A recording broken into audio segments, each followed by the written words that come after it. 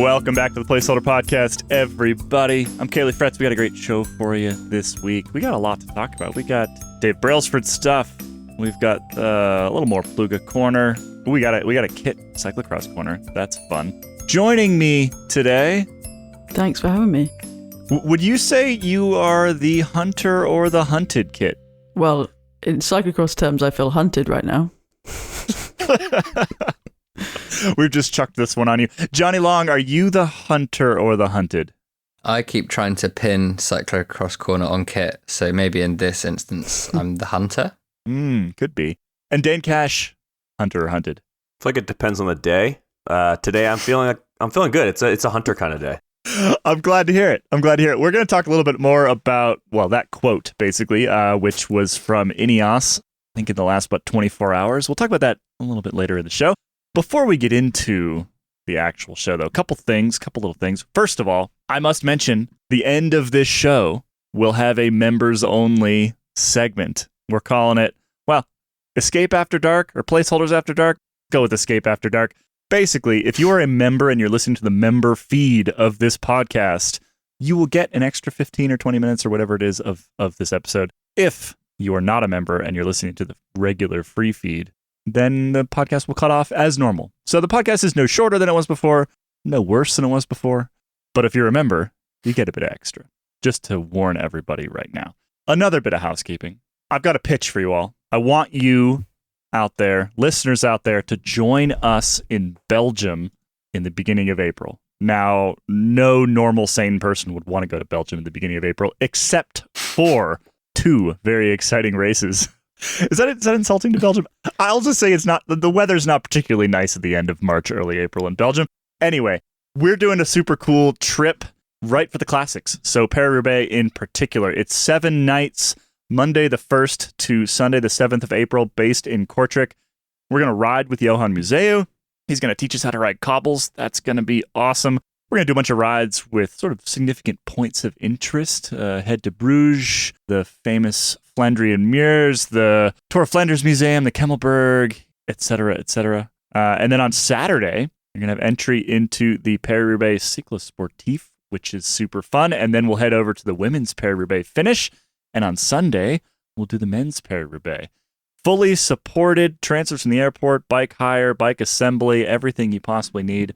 Join us at the classics. Head over to escapecollective.com/summit and check it out. It's going to be super fun. All right, let's get into today's show. Now, the sort of weird question I was asking all of you at the beginning, the hunter or the hunted. We're talking about Ineos. This was a quote that popped up yesterday.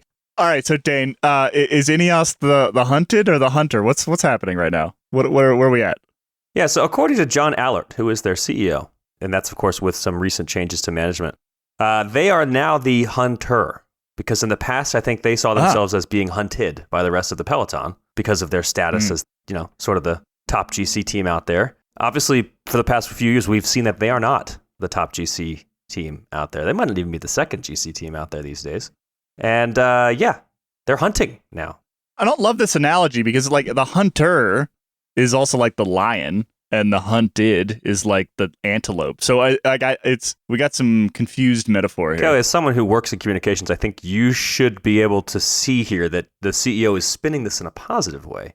He's saying, hey, it's exciting that we're now hunting. So regardless of whether you and I see them as the lions of the savannah that is the professional cycling peloton, I think John Allert wants us to see them as that. Yeah, we know that Team Sky was the top dog for a long time, and then maybe they got stuck in a rut of what they were doing and everybody else chased them down and everyone else was being innovative. And so now they've got the exciting position of being able to flex their muscles and experiment, whereas Jonas Vingegaard, everyone knows what he's going to do. Everyone knows that he's going to run in a certain way. Antelope, I don't know. Would it be a gazelle up through the savannah to extend the flimsy metaphors? I'd like to point out that to its absolute breaking point. When it comes to deer and elk and other things that we tend to hunt as humans, the rut has a specific meaning. It's the mating season. Yes, it so does. I think that's actually really interesting that you use that word. But anyway, we can move on from that. So Probably where is Dave Brailsford in all this? Because He keeps being like, I keep seeing him in stories about Manchester United, and he's definitely involved there. And, like I was watching a United game the other day, and they're cutting to Dave Brailsford in the stands, and it appears to be so good, isn't it? To me that he's pretty stuck into the footy at this point in time. Oh, wow. Is he just gone from the cycling team? I'm still reeling from you saying stuck into the footy, which is just a full-on British. Yeah. He apparently, we've seen conflicting reports of this. So he's supposedly focusing fully on his role at Manchester United as Ineos recently bought a stake, which are a whole different topic, but like it's a minority stake. So I don't really understand what his role is as a minority owner. They're controlling. It's like they've bought certain classes of share so that the Glazer family who own like the Tampa Bay Buccaneers and stuff, they still have most of the money and ownership, but they don't get to decide anymore. I see. Because because the fan base wanted them gone, basically. Part of the contract was that Ineos has sporting control, I think was the term. Yeah. Right. Well, then with his sporting control, Brailsford's very focused on Manchester United, and apparently he's like not the team principal at Ineos, but then there was a report pushing back. The thing is, now his role at Manchester United so far seems to entail being the latest guy who sits in the stadium and just has to look very, very morose as Manchester United put in like another just middling performance. So I wonder how long until he regrets sort of not just doing the cycling thing. Because the thing is, Ineos Grenadiers, since their tour winning days, like maybe they've had like some sort of media pushback about how they're not as good anymore, but largely it doesn't really matter to them. They can still go on the bus, ultimately it doesn't matter. They're still one of the biggest teams. They'll win the stage of the tour. It's a nice life. And now Brailsford has traded that all in to just get dumped on at Man U week in, week out, just to have, Marcus Rashford and Bruno Fernandes just tell him he's a dick probably every couple of weeks. Would you do that? Would you make the switch? I mean, it's no way. In terms of career trajectory, you go from running British Cycling to running, Team Sky at the same time. I mean, Manchester United is like, it's got to be one of, if not the biggest sport brands on the planet, right? I've always thought of Dave Brailsford a little bit of, I don't know, like a kid moving around his train set. And I don't mean that necessarily in a derogatory way, but he wanted to be a cyclist. That was that was a goal that he had. He knew he wasn't good enough, so he tried to get into the coaching side so he could be involved.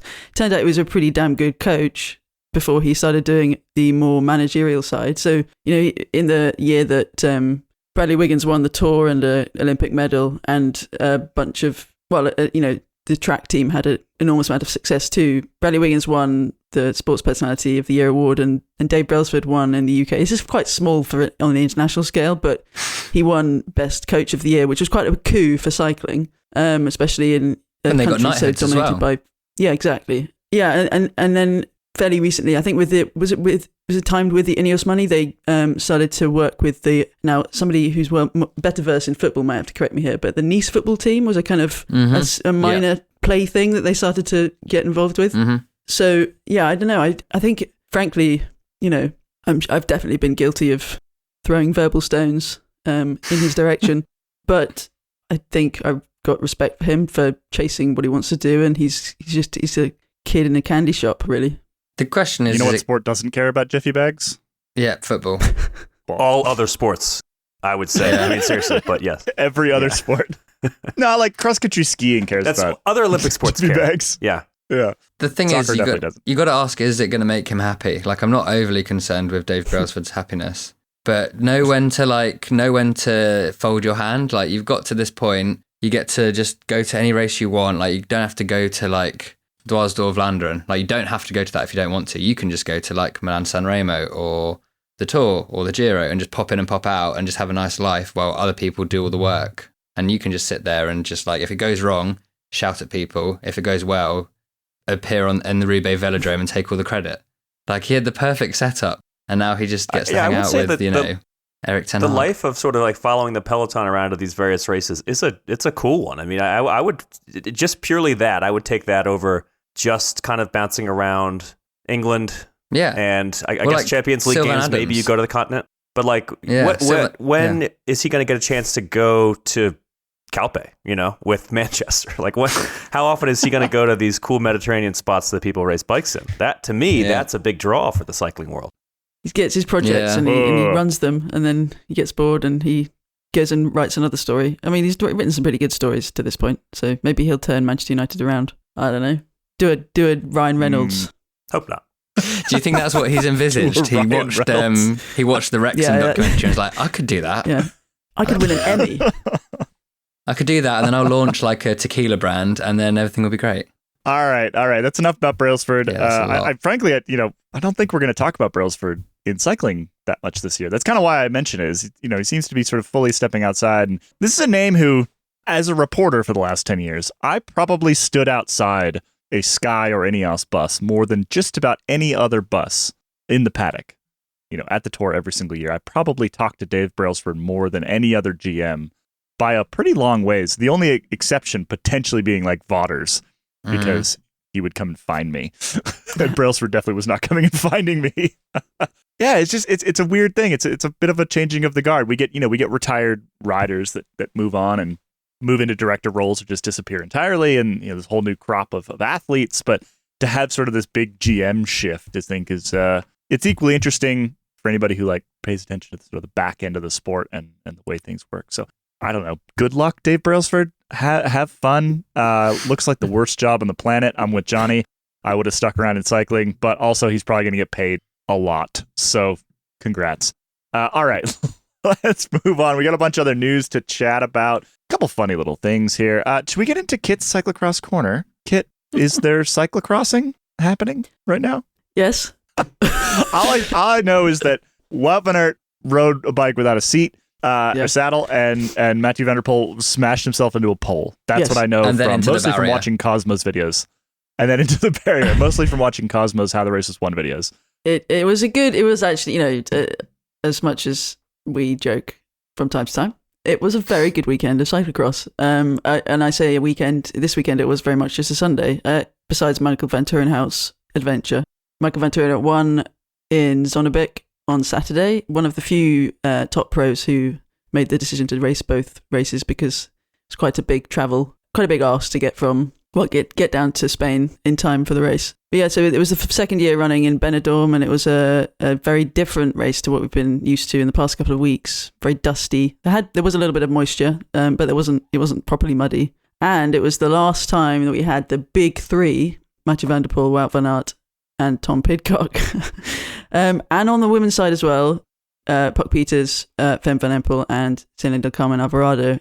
All-star status of this event was definitely qualified. And it was really good racing. It wasn't a Mathieu van der Poel show from the start like it so often has been. The same on the women's side with Fem van Empel. There were really good duels. In the men's race, there were 10 riders still in contention in the last couple of laps. I mean, we know that in reality it was because Van der Poel and Van Aert and Pidcock to a degree, but also Michael van Turenhout, who got up at 4 a.m. to get on a flight. They were all the top favourites. But as so often happens when you're on top form and you're going full gas, mistakes creep in, human failure creeps in, you get tired, you get complacent, and Mathieu van der Poel rode into a pole. It was one of those kind of features. Yes, okay, and then it was kind of he did this kind of. He was basically ricocheted off the pole, which did have padding on it, but it was a solid pole behind the padding and into a barrier, and he was fairly winded. Do we know if any English language outlets took the opportunity to run a Vander Pole headline? Because that's a missed opportunity. I don't know. The footage of it took a while to come out, so I don't know. Because they didn't have any. It was a blind spot on the coverage. That's Johnny? The second joke that I missed for the Spin Cycle newsletter yesterday, because I also thought this morning, walking in the morning, I could have called it the Bink Bonk Tour because it was like rattling around everywhere. Oh dear. I've just been, yeah. But that was, oh my. Van der Poel went from second position to 21st. Van Aert and Van Turenhout went off in the lead, and then Van Aert dropped Van Turenhout, thought, this is it, he's gone. He went risk-free over the barriers, over the planks, and then fell as he tried to get back on his bike, completely neutralising his risk-free moment. And then, as he was getting back on his bike, he kicked the saddle off, so all he had left was the rails. But Wout van Aert is one of the best riders on the planet. He used the rails as he cruised through the last few hundred metres and took a fantastic win. It was a pretty dramatic day.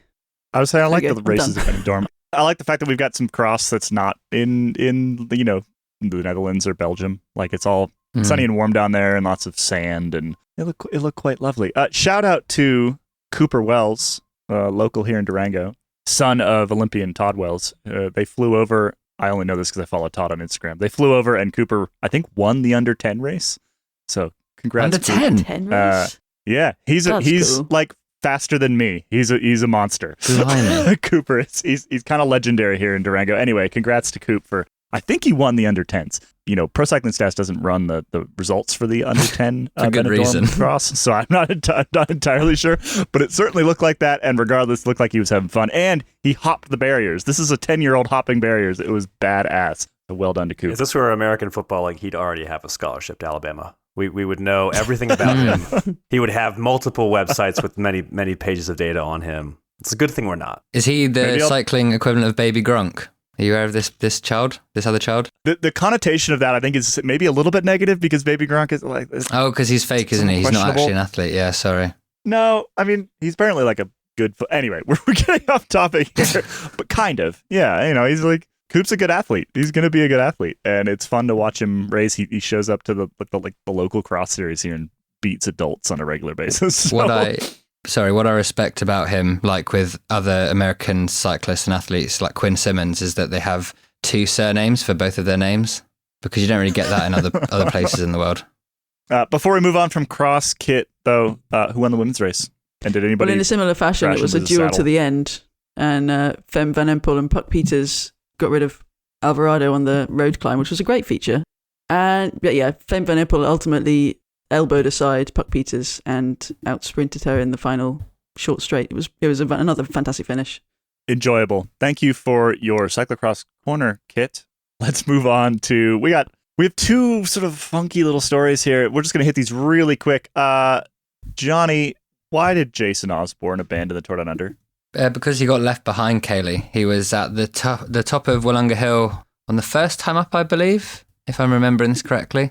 And he was like making good time, like he was near the front. But then he had there was a major sort of mechanical failure with his bike, and the frame sort of snapped into 4 pieces. So he literally couldn't ride it, couldn't even, I guess, descend downhill. So he stopped by the side of the road. It was in the feed zone, luckily, or he managed to get to the feed zone. Sort of waited by the side of the road for his Alpecin-de-Koenig, or even like a neutral service car, I guess, to come and help him. And everyone just went straight past him and left him on the road. The race just went, and he was left with no other choice but to just get in the broom wagon because he couldn't get to the finish without a bike. So that was sad. He was pretty gutted. The biggest revelation about Jason Osborne is that he's German, which I would not have expected. He's a Olympic rower who got a silver medal in Tokyo and then won the first Zwift Academy thing, which I had forgotten or just never knew. And now he's getting to see what racing is like in reality, which means you get just left behind through no fault of your own. Because that doesn't happen on Zwift. Bummer.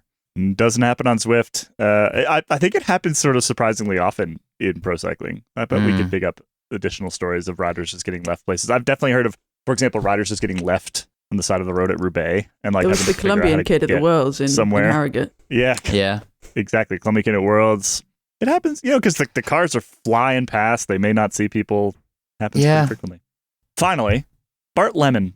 Mm-hmm. This is the name that, to be perfectly honest, had not really floated to the forefront of my mind in ever. And yet he was quite active at the Tour Down Under last week. It's kind of an interesting backstory. Where's he from? Yeah, he seems to be the latest sort of semi-revelation at Visma Lease a Bike. Nearly said Jumbo Visma there. He finished top 5 on Wollonga Hill and Mount Lofty and got top 5 overall in the GC at the Tour Down Under. Turns out he used to be in the Dutch Air Force. So that was his thing. He was like a squadron commander and captain. And he had been doing a bit of racing at the behest of his girlfriend from 2018 and just local races, winning everything. But then when he became a captain in 2021, he had to start doing night duty and security details and stuff. So he didn't have the time to race. I know it was before 2021. Then in 2021, I think he managed to get off that somehow. And he started time trialing again, found his way into the Volker Wessels Dutch Continental team, then got picked up by Human Powered Health, which is there's a story on their website by Oscar Skarsbrook, who had written all about this. and now he's gone up another level, got signed by Visma Lease a Bike. And in the article, he Bart Lemon sort of talks about how he may be like new to cycling because he's literally been riding semi-professionally for 3 years. But he's like, my sort of military mentality will be great for the team, which is kind of a good elevator pitch if you're just like a guy looking to fill a spot on a team. You're like, it's like any ex-military person going to get a job in the real world. It's like, I'm ex-military. I am, I'm a different breed. And even better than that, his name's Bart Lemon. It sounds right up Plugger Street. Yeah, really does. It does. Well, there you go. Your little history of Bart Lemon. Yes. I like that, and I agree with you, Johnny. We are going to take a quick break, and when we come back, we will continue to circle the plug hole. Ugh. Dun, dun, dun.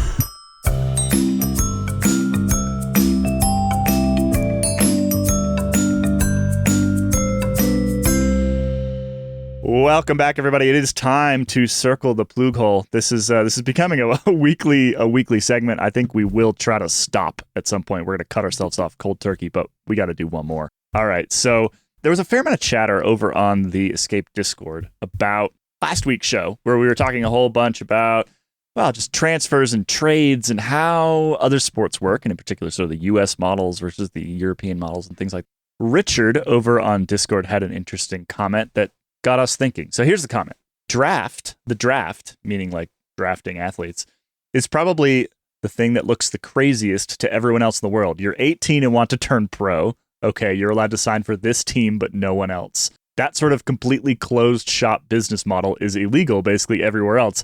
I still find it pretty wild that something that is literally textbook communism is standard practice in all big U.S. sports, which is true and fun. Thoughts on the draft? Yes, Dane. Couple thoughts. So very, very first of all, before I even get into this, I'd like to point out that in the outline, Caley wrote something about the plug hole, and then he wrote Richard, and then that's the person, the commenter here. So I actually thought this was Richard Plugga saying this. So I'm glad that we've already cleared this up. Second, I'm a huge proponent of the draft. It's what makes American sports so entertaining, and the lack of a draft is how you get things like 2 teams only win Premier League titles like 80% of the time. It's insane. And that's just like people are okay with this fact. Like Manchester and Liverpool have won so many more titles than anybody else, and will continue. Them and a couple of other teams will continue to do that till the end of time because there's no system to allow the bad teams to get the good talent. One of the reasons this is interesting to me is because it's such a funny sort of pulling back the curtain on American society and culture, right? Because we like to pretend that we're all about kind of meritocracy and pull your stuff up by your bootstraps and everything else. But what this actually is basically money over everything, right? Because it is, as Richard says, a closed shop. It is designed, as you say, Dane, to make the best possible entertainment product. That is what all the big American sports leagues are all about. Best possible entertainment product. That does not mean meritocracy. That means salary caps. That means drafts. That means all sorts of things to make sure that any given team, with a bit of luck and some good management, kind of can win stuff, as opposed to the European model, which, elsewhere in society, Europe and the UK, I think in general are a little further to the left on that spectrum. And yet in this area are where the actual kind of meritocracies reside, which I think is fascinating. So a further note on like the comparison between the two. So I used EPL, the Premier League, as an example, and that is like the worst example because the Premier League is the one with the most parity of any of the major leagues. At least you have Man City, Arsenal, at least it's like 5 teams. Aston Villa. Bayern Munich has won like 11 titles in a row in the Bundesliga. The French Ligue 1 has basically 1 team. Serie A has like 2. Liga has like 2. But it's horrible compared to the US, where you can go from being the championship winning team to being in last place in just a few years. And it's a constant recycling, and that allows the product to be entertaining to fans rather than just having to accept like, oh, I live in this city, my team will be bad forever. Well, the reason why I like the idea in terms of cycling is because you can draw the parallel with the NFL, where ideally want to draft a quarterback, right? Who's like your whole team. He's the most important person. Whereas in cycling, it's the same with like a GC leader or a sprinter. And if there's a system devised where you can sort of share out those positions so that on Jumbo Visma or back in the day, Ineos Grenadiers, you're not got like Geraint Thomas being a domestique for Chris Froome when Geraint Thomas could also win the Tour, or Vingegaard with Roglic. It's not like you're stacking starting quarterbacks on top of each other. which would make it more interesting. But on the other side, would it be as good an entertainment product if you had Tadej Pogačar of Cofidis against Jonas Vingegaard of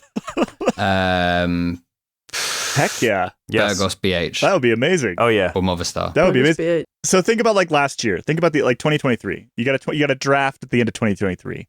You've got all these available riders. You've got Isaac Del Toro, for example. Maybe he's sort of like the hot draft pick. Everyone wants to get him.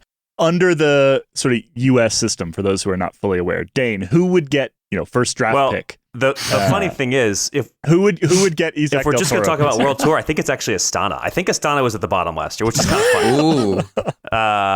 So it's basically the worst team gets the first The worst draft team, pick, yeah. right? So it's something like Astana or one of the other teams at the very bottom. I know Astana was close to the bottom. So the Jumbos would just keep losing out on those top talents year in, year out. And then until the Astanas or the other teams near the bottom started to rise. Mm-hmm. Or they trade up. Like Jumbo, UAE decide they really want Del Toro. They make a really good deal. They've got more money than Astana or whoever it would be. And then maybe that makes the parity there. But it is a problem there because I feel like identities though. Yeah, that's the problem. I was going to you can't Everyone's sell playing Del Toro football. to Intermarché. He wouldn't like that. Yeah.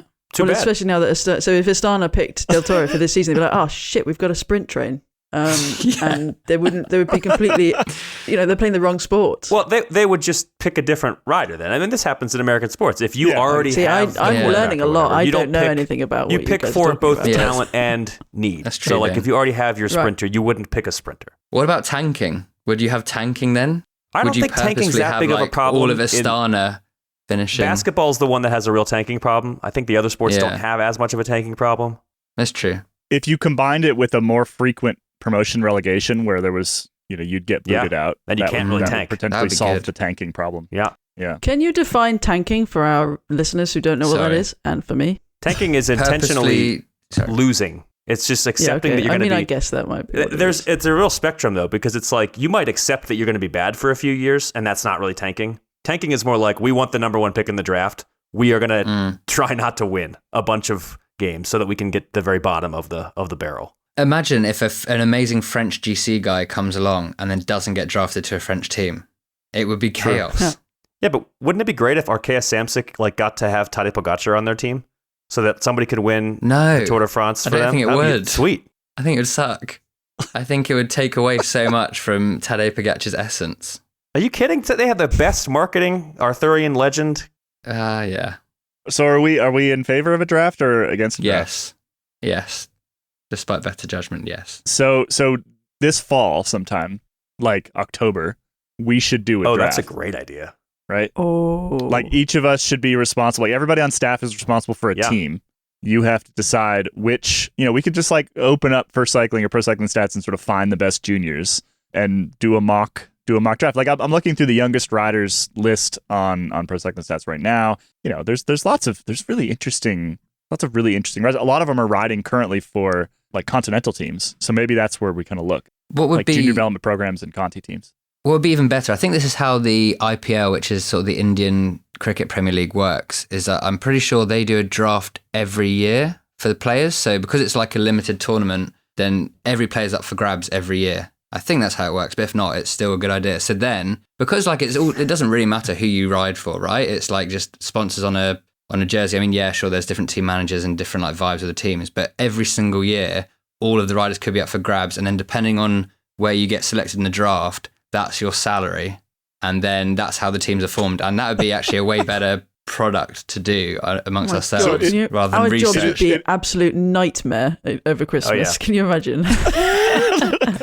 So that's another perfect example of that league is like it's designed as an entertainment product, right? It's not designed as sports. It's a very different way of sort of thinking about it, and actually, lo and behold, makes a very good entertainment product. I think that would be pretty. Let's tell Plugger. Fun. Maybe we could just do. We could do like a big sort of entire pro cycling wide draft. Yeah. Where would you put all the riders? We should wear like formal wear. Like get dressed up in suits. I do think Kit has a point though. If you're drafting every year, like that's so hard to write about. I remember still writing the Vincenzo Nibali. Like I put like Astana after his name when he was on Trek. Like he'd gone to Bahrain and it was like I couldn't even. Yeah, that would be hard to keep up with.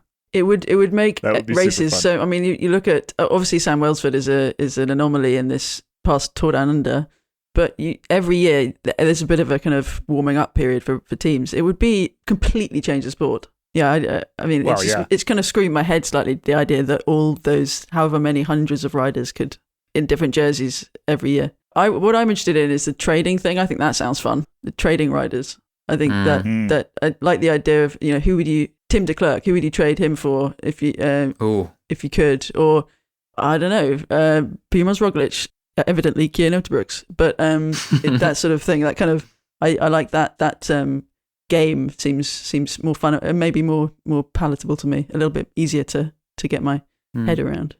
I think this is a fascinating topic. We're going to keep talking about it just because it's fun to talk about. It's fun to think about. Thanks to Richard over on Discord for lobbing this comment into the chat. We're going to take a quick break, come back with limericks and weekly pain.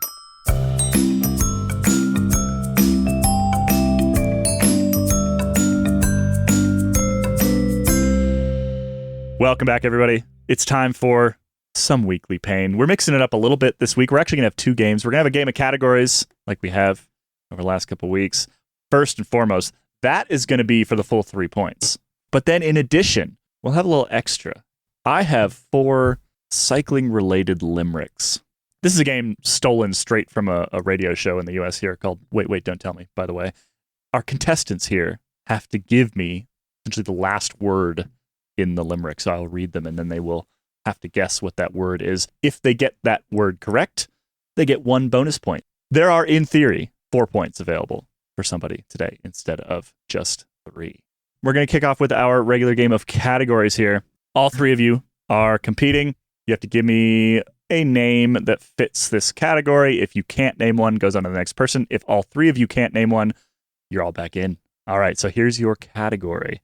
I'm looking for riders who won a stage of any Grand Tour last year.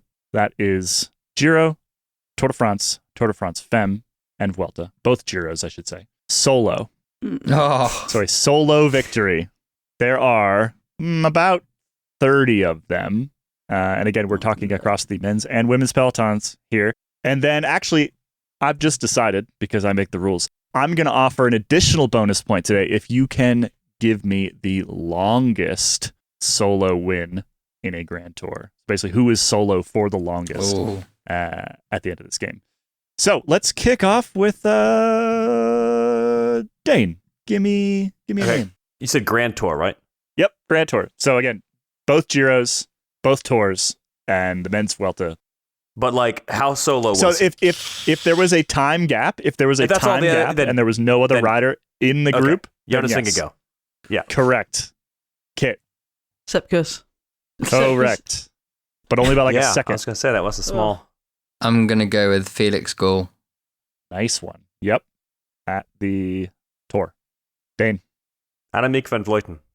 Correct. At the Giro. This is a hard one. It is hard. But you said that there are 30. I know it is. There's a lot I know I'm it not thinking of. 3. 2. Evenepoel. Correct at the Vuelta. Jonny. Jai Hindley. No, he didn't win the stage. He didn't win that stage. He did at the Tour. Dane. Demi Vollering. Yes, at the Tour de France Femme. Kit. Can't remember if there was somebody else there. Andreas Kron at the Tour. Correct. Actually, at the What Vuelta. stage did he win? The Vuelta. Okay. The Vuelta, sorry. The Vuelta. The one, Yeah. the stage that was weirdly neutralised. Sorry. Yeah. I'm going to Johnny? go Carlos Rodriguez. Correct. That solo victory into whatever mountain town we were in. It's unfair. You guys Dane. have firsthand experience of these things, and Kit and I have to just draw from our memory of staring at a screen. I'm at the point where I just have to like throw obvious guesses at it, where it's like, surely Tadej Pogacar, right? Surely? Okay. Correct. At the Tour. Yep. Emma Norsgaard. Correct. At Tour de France Femme. Jon Izagirre. Bunch of solos at Tour de France Femme. Nice. That's a good one. Yeah. Well done. That's a Tour one. I'm impressed here. I can't remember if... You guys have been impressive. I feel like I know that he has done this. Was it last year? Was it solo or was it somebody else? Leonard Kamna. Oh, Correct at the Vuelta. Nice. Kit. Filippo Zanna in the Italian champs jersey at the Giro. Was that last year? Nope. Sorry, Kit. You are out. Johnny, can you give me one? We're getting down to some real. is Derek G right? No. He was Mr. Second. Mr. Second place. Yeah. All right, you're both out. Dane, if you give me one. Before I try to guess, can I point out that I champ. went first and therefore I have named a name more than everyone here? Can I just? No, Okay. we're Yep. it's Yep. no. Mhm. Nope.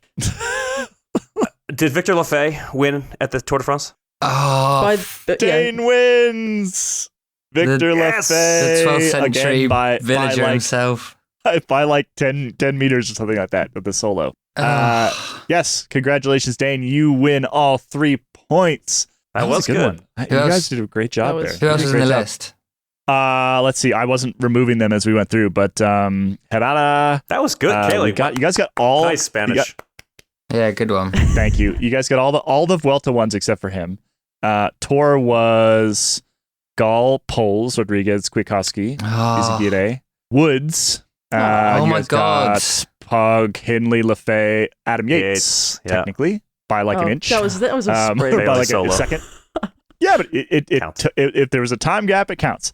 Giro was Buitrago. I can't say. oh that one. yeah. Rubio, and the longest. None of you got it. No extra point. The longest was Ben Healy at. I was going to say 50.2 him. kilometers. I would've gotten it. I thought that wasn't the Giro. I knew he'd won a big breakaway.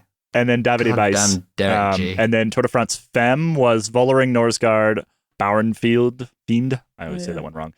Castelline and Kopecky. And the Giro was Van Vleuten and Niedermayer. Ugh. I'm Giro ashamed. You got a significant number there. I thought that was well done. Okay, so bonus. So Dane's already got his 3 points. This is an opportunity for Kit and Johnny to both get at least 1 point out of today. We're gonna start off with let's start off with Dane because you already got your points. You have to give me the name at the blank at the end of my limerick. Basically, are you prepared? I guess so. I mean, no, but sure. All right. None of these are particularly hard. I will say. I just wanted to write limericks. This Great. morning. Wanted to one up Johnny. Johnny's poem at Christmas. Pretty much. Riddle at Christmas. There we go. They were great. That was part of the inspiration here. In Britain, there's cycling's great knave, who made racers both gritty and brave. His tactics so clever, boosted speed like never, a champion maker, sir. Come on. I feel like I already don't remember what the first 2 lines were. In Britain, their cycling's You want me to great read it again? knave that's the first line, yeah? Yep. In Britain, there's cycling's great knave, who made racers both gritty and brave. His tactics so clever, boosted speed like never, a champion maker, sir. Oh, so it's just his first name. Yeah. I'm like, whose name is Dave?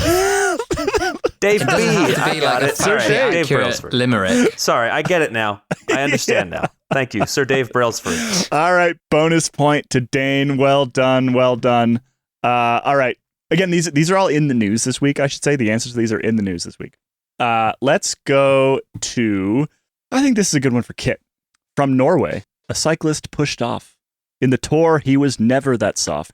With green jerseys won under France's bright sun, the champion cyclist. Sorry. I wasn't listening to the first. That's all you need to listen to. It's the first line. That's how the limericks work. From Norway, a cyclist pushed off. In the Tour, he was never that soft. With green jerseys won under France's bright sun, the champion cyclist. Is this supposed to be Philipson? Am I being a complete Dumbo? Nope. You're Green out. jerseys No in points. France. Limerick. It's right. You don't the get first more than and the one. second and the fifth You don't stanza. get more than one guess. Fifth line rhyme. All right, Johnny, you're going to steal a point. Can you steal a point? Tor Hushovd. Yes. I don't think you I can feel actually really steal a point stupid there. now. I think that's unfair. Hey, it's the first time in this game. You guys gotta get used to it. All right, so Johnny, this is your opportunity to get your extra point. To the west, where the sun sinks to earth, Aussie champs find a new place of birth. With each pedal and turn, green and gold, they all yearn. In the vibrant, sunny city of Perth. Well done. All right, so extra point for Johnny, extra point for Dane. Dane gets a full 4. And detention Kit for Kit.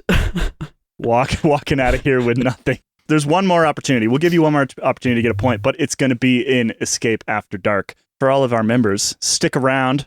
We will continue chatting here. If you're not a member and you want to be able to stick around, head over to escapecollective.com/join. When you do that, you'll get instructions on how to get the member feed of this podcast, and then you can listen to Kit try to guess the last limerick, which is exciting. So if you're not a member, thanks for listening. As always, we'll be back next week. That's cruel. And if you're a member, stick around.